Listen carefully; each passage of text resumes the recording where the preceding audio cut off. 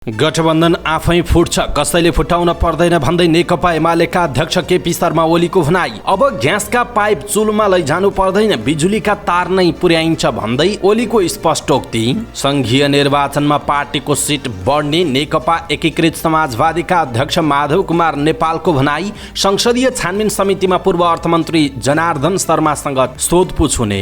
कालो धनलाई सेतो बनाउन नपाएपछि गभर्नरमाथि आक्रमण गरिएको नेकपा एमालेका महासचिव शङ्कर पोखरेलको दावी। चाँडै पर्यटन पुनरुत्थान कार्यक्रम घोषणा गर्ने। संस्कृति पर्यटन तथा नागरिक उड्डयन मन्त्री जीवनराम श्रेष्ठको भनाई। शेरबहादुर देउवालाई सुदूरपश्चिमका जनताले थारो भैँसी पाले झैँ पाल्नु परेको सांसद नरबहादुर धामीको भनाई। सवारी दुर्घटना कम हुने गरी काम गर्न निर्देशन गर्न सांसद डिला सङ्ग्रौलाको सरकारलाई ध्यानाकर्षण। पेट्रोलियम पदार्थ उत्खनन गर्ने कामलाई प्राथमिकतामा राख्नु पर्ने राष्ट्रिय सभा सदस्य दुर्गा गुरुङको भनाई। ऐन कानुनहरू कार्यान्वयन नभएको राष्ट्रिय सभा सदस्य प्रकाश पन्तको दावी। छोराछोरीबाट अपहेलित ज्येष्ठ नागरिकको पालन पोषण गर्ने जिम्मेवारी स्थानीय सरकारले लिनुपर्ने महिला बालबालिका तथा ज्येष्ठ नागरिक मन्त्री उमा रेग्मीको भनाई। गएको 24 घण्टामा नेपालमा थप 391 जनामा कोरोना भाइरसको संक्रमण पुष्टि, 56 जना संक्रमण मुक्त। नेपाली पासपोर्ट विश्वकै कमजोर सूचीमा पर्यो। सैनिक विशेष अदालतलाई सेनाको मुख्यालय भन्दा बाहिर सार्न माग। पर्यवेक्षण प्रतिवेदनको भाषाले शब्दकोश नै लज्जित हुने प्रमुख निर्वाचन आयुक्त दिनेश कुमार थपलियाको भनाई। 2 किलो युरेनियम सहित 15 जना पक्राउ। दीपाश्री निरौला र प्रेमराजा महतको पिपल डाँडे साइली सार्वजनिक नेप्से परिसूचक 4.89 अङ्कले वृद्धि। Shwet Ganga hydro power and कन्स्ट्रक्सनको आइपिओ खुल्यो। सयपत्री हाइड्रो पावरले साउनको 13 गतेदेखि आइपिओ निष्कासन गर्ने। युक्रेनका राष्ट्रपतिकी पत्नी अमेरिकाको भ्रमणमा। 9औं राष्ट्रिय खेलकुद प्रतियोगिताका लागि उपसमिति गठन। नेपाली राष्ट्रिय क्रिकेट टोलीको मुख्य प्रशिक्षकबाट पुबुदु दशानायकेले दिए राजीनामा। क्यानाडाको प्रमुख प्रशिक्षकमा नियुक्त। र समाचार पार्टी हेल्थ टिप्स अन्तर्गत आज हामी गर्भावस्थामा बमिट रोक्ने 5 घरेलु उपायको विषयमा जानकारी दिनेछौँ। हामीलाई अन्तिमसम्म हेर्नुहोला। नमस्कार, समाचारपाटी.com को न्यूज बुलेटिनमा यहाँलाई हार्दिक स्वागत छ। म प्रहलाद चन्द्र घिमिरे। आज मिति विक्रम सम्वत 2079 साल साउनको 5 गते बिहीबार ईस्वी सम्वत 2022 जुलाई 21 तारिक। सदाको झैँ आज पनि हामी उपस्थित भएका छौँ। आजका महत्त्वपूर्ण समाचार, ब्रेकिङ न्युज अपडेट, आज दिनभर कहाँ के हुँदैछ, सम्पूर्ण जानकारी, समाचारहरू, मुख्य खबरहरू लिएर उपस्थित भएका छौँ। त्यो सँगै तपाईँले हेर्नै पर्ने महत्त्वपूर्ण काम लाग्ने समाचारहरू पनि रहेका छन्। त्यसकारण हामीलाई अन्तिमसम्म हेर्नुहोला। हाम्रो मेहनतका लागि यो भिडियोमा एउटा लाइक अवश्य गर्नुहोला। दर्शक महानुभाव, अहिलेसम्म हामीलाई सब्स्क्राइब गर्नु भएको छैन भने कृपया सब्स्क्राइब गर्नुहोस् अनि नजिकै आउने बेल आइकनलाई क्लिक गर्नुहोला। दैनिक रूपमा हेर्नुहुन्छ भने रेगुलर भनेर लेख्नुहोला। आज पहिलोचोटि हेर्दै हुनुहुन्छ भने फर्स्ट टाइम भनेर लेखिदिनुहोला। आउनुहोस् दर्शक महानुभाव, आजका महत्त्वपूर्ण समाचारहरू सुरु गरौँ। गठबन्धन आफै फुट्ने, केपी शर्मा ओलीको भनाइको प्रसङ्गबाट।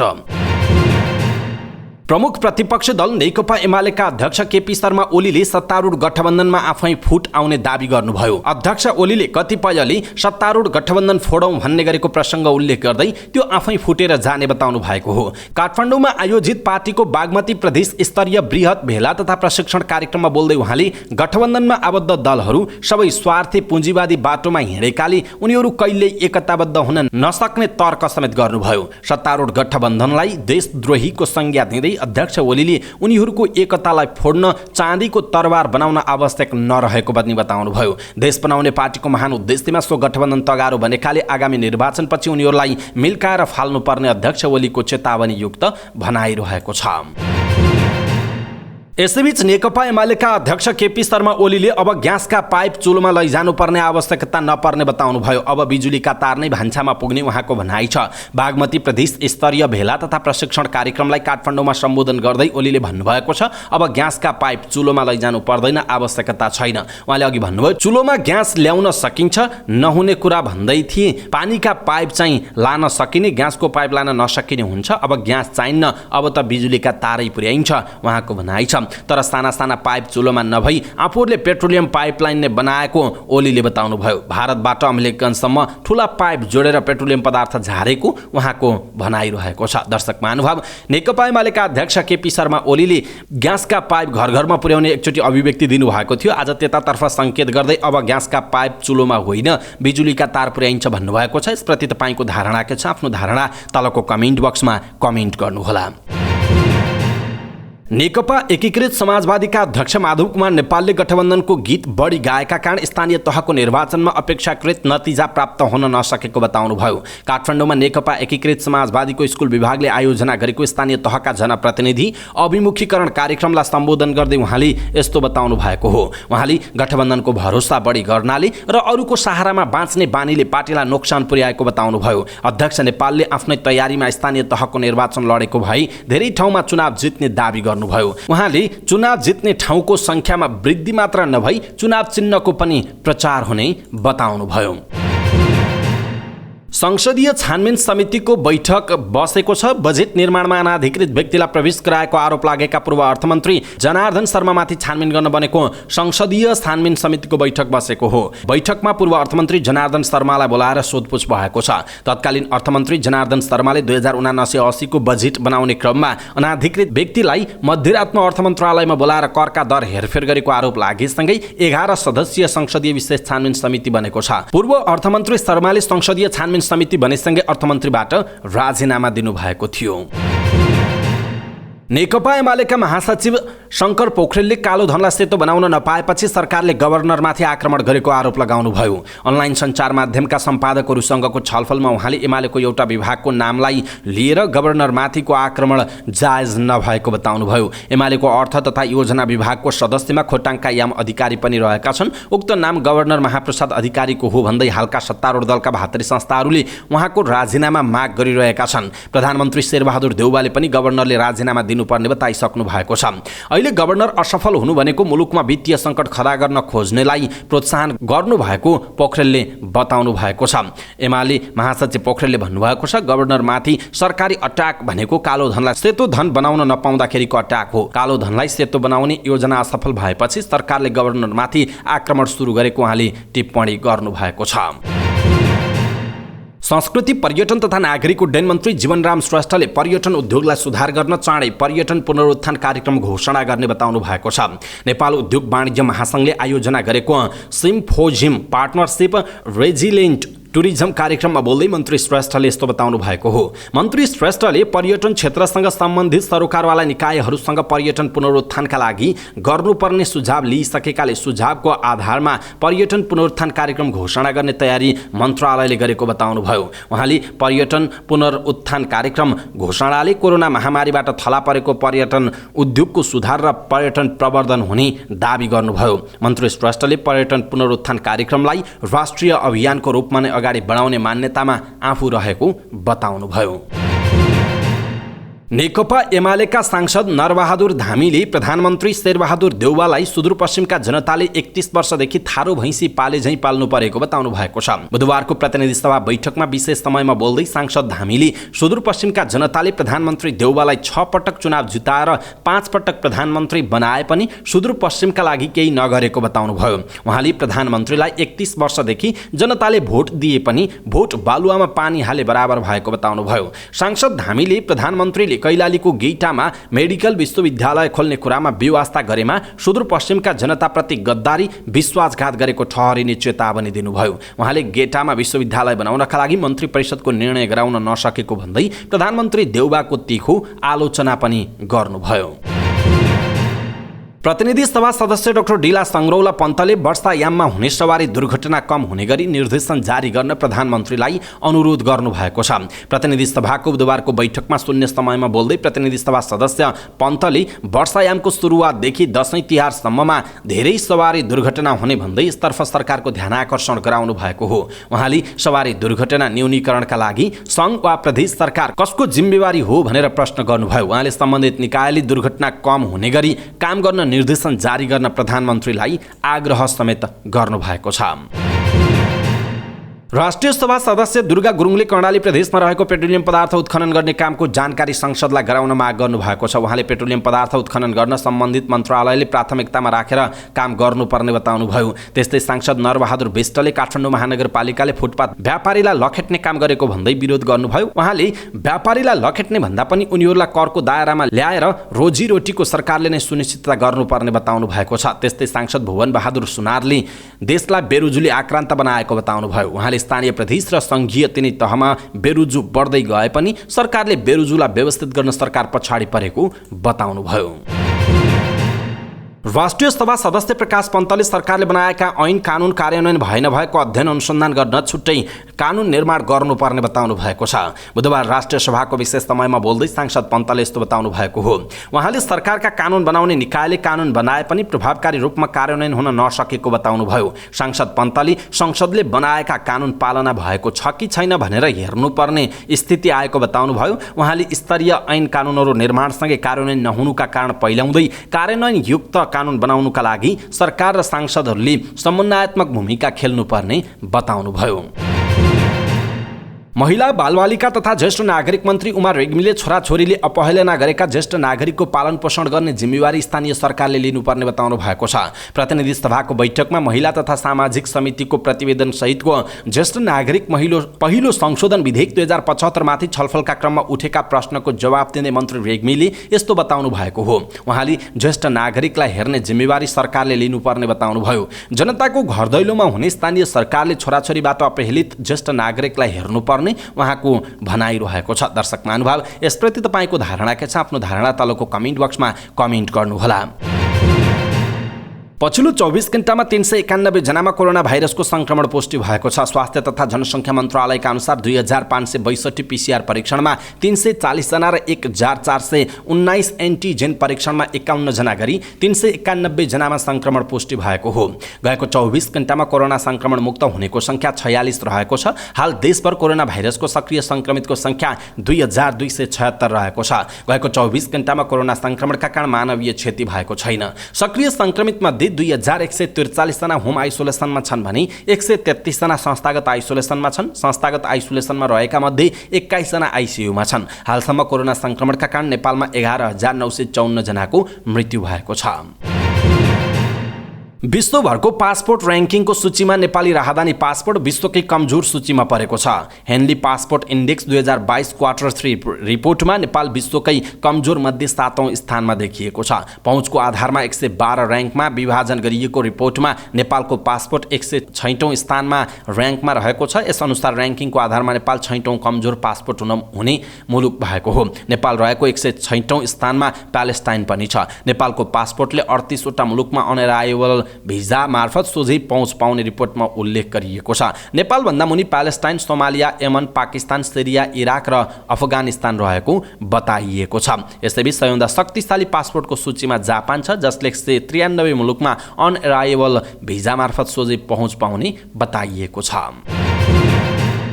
जनता समाजवादी पार्टी नेपालकै सांसद रेणुका गुरुङले सैनिक विशेष अदालतलाई सेनाको मुख्यालय परिसरभन्दा बाहिर सार्न माग गर्नु भएको छ।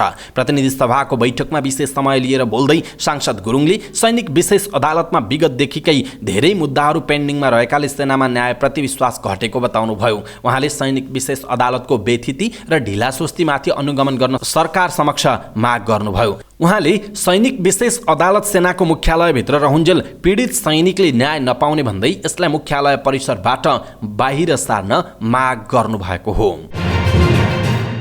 निर्वाचन आयोग नेपालका प्रमुख निर्वाचन आयुक्त दिनेश कुमार थपलियाले संहिता कार्यान्वयनका लागि स्थानीय तहको निर्वाचन कोसेढुङ्गा साबित भएको दावी गर्नुभएको छ। काठमाडौँमा आयोजित विभिन्न पर्यवेक्षण संस्थाहरूले बुझाएको स्थानीय तह निर्वाचनको प्रतिवेदनमाथि समीक्षा गर्दै प्रमुख निर्वाचन आयुक्त थपलियाले यस्तो बताउनु भएको हो। उहाँले आगामी स्थानीय तहको निर्वाचन तोकिएको समयमै गर्नुपर्ने स्पष्टता पनि स्थानीय तहको निर्वाचनले दिएको बताउनुभयो। प्रमुख निर्वाचन आयुक्त थपलियाले स्थानीय तहको निर्वाचनले स्थानीय तहमा महिलाको प्रतिनिधि प्रतिनिधित्व र लैङ्गिक एवं समावेशिताको अभ्यास अब मजबुत भएको सङ्केत दिएको बताउनुभयो। उहाँले सबै क्षेत्रमा लैङ्गिक समावेशिताको कुरा कानुन संशोधन गरेर अझै बढाउने प्रक्रियामा रहे पनि गत स्थानीय तहको निर्वाचनले महिलाको प्रतिनिधित्व र समावेशी सुनिश्चित श्रृङ्खला स्पष्ट बनेको बताउनुभयो। उहाँले स्थानीय तहको निर्वाचनले पम्पलेट ब्यानर नभई जनताको मन जित्नुपर्छ भन्ने धारणा स्थापित गर्नु अर्को सफलता भएको पनि उहाँको भनाइरहेको छ।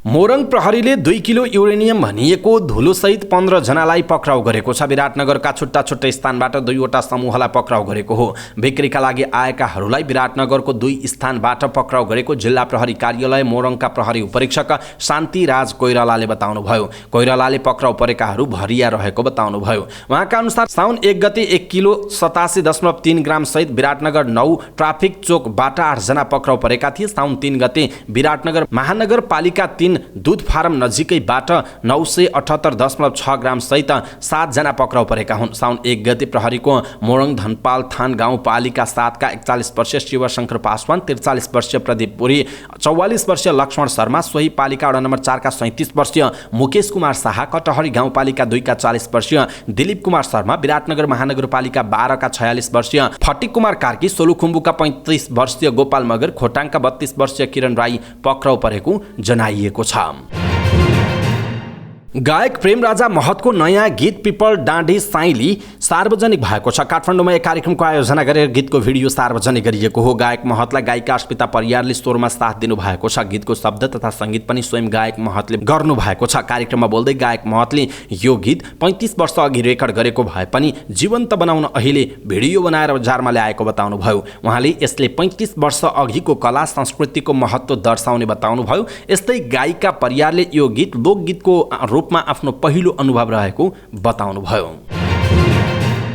गएको एक सातादेखि निरन्तर रूपमा वृद्धि भएको नेप्से परिसूचक बुधबार पनि सामान्य अङ्कले वृद्धि भएको छ। बुधबार नेप्से परिसूचक 4.98 अङ्कले बढेर 2050.59 बिन्दुमा पुगेको छ। त्यस्तै सेन्सिटिभ इन्डेक्स 0.97 अङ्क बढेको जनाइएको छ। बुधबार कारोबारमा आएका 215 कम्पनीको 41,33,000 किता सेयर 1,73,18,32,000 रुपियाँ बराबरको खरिद बिक्री भएको छ। बुधबार नेप्से परिसूचक झिनो अङ्कले बढे पनि कारोबार रकम भने गिरावट भएको छ। मङ्गलबार 2,29 करोडको सेयर कारोबार भएको थियो। बुधबार नेप्सेका 13 उपसमूह मध्ये 8 उपसमूहको परिसूचक बढेको छ भने बाँकी 5 उपसमूहको परिसूचक घटेको छ।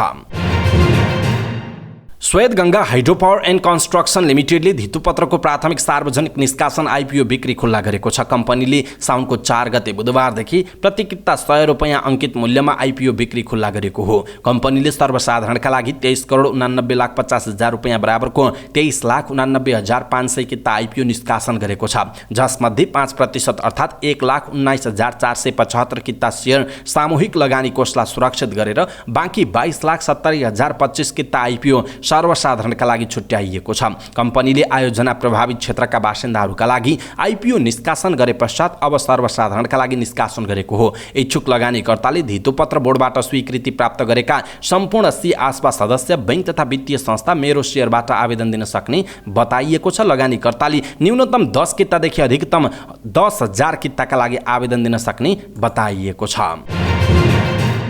सयपत्री हाइड्रो पावर लिमिटेडले सर्वसाधारणका लागि धितोपत्रको प्रारम्भिक सार्वजनिक निष्कासन आइपिओ बिक्री खुल्ला गर्ने भएको छ। कम्पनीले 13 साउनदेखि प्रतिकिता 100 रुपियाँ अङ्कित मूल्यमा आइपिओ बिक्री खुल्ला गर्न लागेको हो। आयोजना प्रभावित क्षेत्रका बासिन्दाहरूका लागि आइपिओ निष्कासन गरे पश्चात सर्वसाधारणका लागि सार्वजनिक निष्कासन गर्न लागेको हो। कम्पनीले सर्वसाधारणका लागि 7,21,060 किता साधारण सेयर निष्कासन गर्न लागेको हो। आयोजना प्रभावित स्थानीयलाई निष्कासन गरेर बिक्री नभएको 1,21,060 किता समेत गरी 7,21,060 किता साधारण सेयर निष्कासन गर्न लागेको बताइएको छ। जसमध्ये 36,053 किता सेयर सामूहिक लगानी कोषहरूलाई र 14,421 किता कर्मचारीका लागि सुरक्षित गरिएको छ।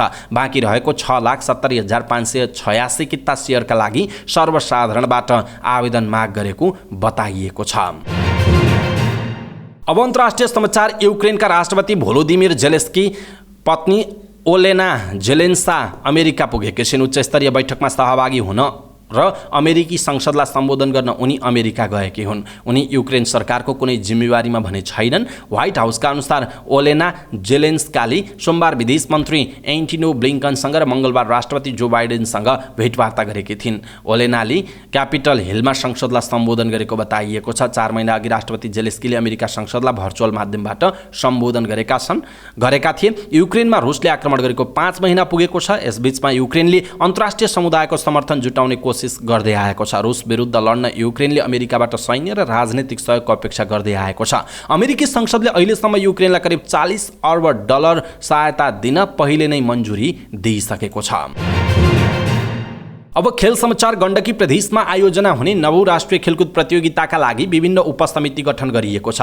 9औं राष्ट्रिय खेलकुद प्रतियोगिताका कार्यकारी समितिका संयोजक तथा राष्ट्रिय खेलकुद परिषदका सदस्य सचिव टङ्कलाल घिसिङले बुधबार आयोजित पत्रकार सम्मेलन मार्फत गठन भएका उपसमितिका संयोजक र सचिवको नाम सार्वजनिक गर्नुभएको हो। सार्वजनिक भएका 14 समिति मध्येमा 12 समितिमा संयोजक र सचिवको टुङ्गो लागेको छ भने 2 उपसमितिका संयोजक र सचिवहरू तोक्न बाँकी रहेको घिसिङले बताउनुभयो। सार्वजनिक उपसमिति अन्तर्गत समारोह समितिमा राखेपका सदस्य एकेन्द्र बहादुर कुँवरलाई संयोजकको जिम्मेवार दिइएको छ भने सचिवको जिम्मा राखेपका प्रशासकीय अधिकृत सारङ्गिन निरौलालाई तोकिएको छ। त्यस्तै प्राविधिक उपसमितिमा हिमाल राज दाहाललाई संयोजक तोकिँदा प्रचण्ड शर्मा सचिव रहनु भएको छ। खेल स्थल व्यवस्थापन उपसमितिमा राजेश गुरुङलाई संयोजकको जिम्मा दिँदा कृष्ण प्रसाद तिमिल सिन्हालाई सचिवको जिम्मेवारी दिइएको छ। अनुशासन उपसमितिमा पेमा लामा संयोजक हुनुहुन्छ भने नारायण राज अर्याल उपसमितिको सचिव हुनुहुन्छ। बसोबास व्यवस्थापन उपसमितिको संयोजकमा राजकुमार थापा र प्रशासकीय अधिकृत चन्द्र कुमार राईलाई सचिवको जिम्मेवारी प्रदान गरिएको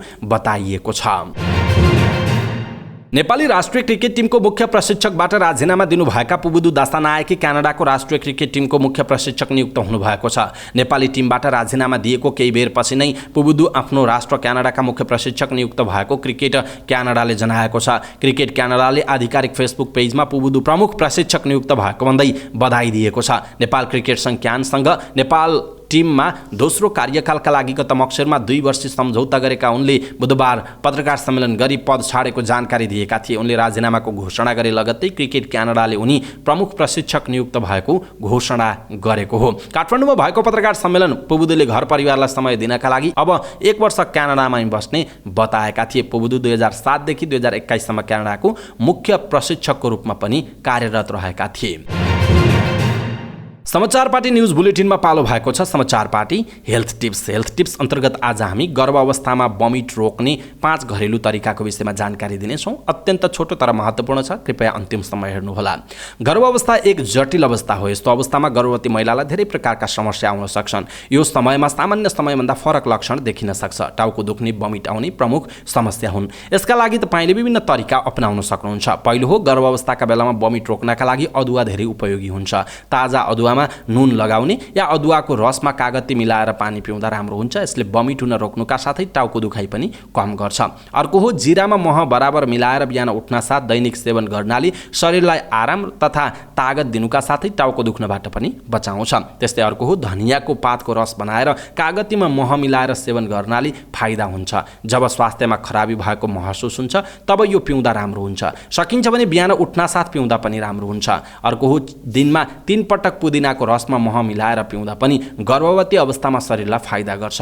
अर्को, बिहान उठेर नित्य कर्मपछि सामान्य खालका 1-2 वटा बिस्कुट खाँदा स्वास्थ्यलाई फाइदा गर्छ र वमिट आउने सम्भावनालाई पनि कम गर्न मद्दत गर्दछ। दर्शक महानुभाव, आज हामीले यहाँहरूलाई हेल्थ टिप्स अन्तर्गत गर्भ अवस्थामा वमिट रोक्ने 5 घरेलु तरिकाको विषयमा जानकारी दियौँ। कस्तो लाग्यो आफ्नो धारणा तलको कमेन्ट बक्समा कमेन्ट गर्नुहोला। धेरै दिदीबहिनीहरूलाई यस्तो समस्या परेको हुनसक्छ, त्यसकारण तपाईँले एउटा सेयर गरिदिनु भयो भने धेरै दिदीबहिनीलाई यसले फाइदा पुर्याउँछ। त्यसकारण आफ्नो फेसबुक, ट्विटर लगायतका सामाजिक सञ्जालमा सेयर गर्न नबिर्सिनुहोला।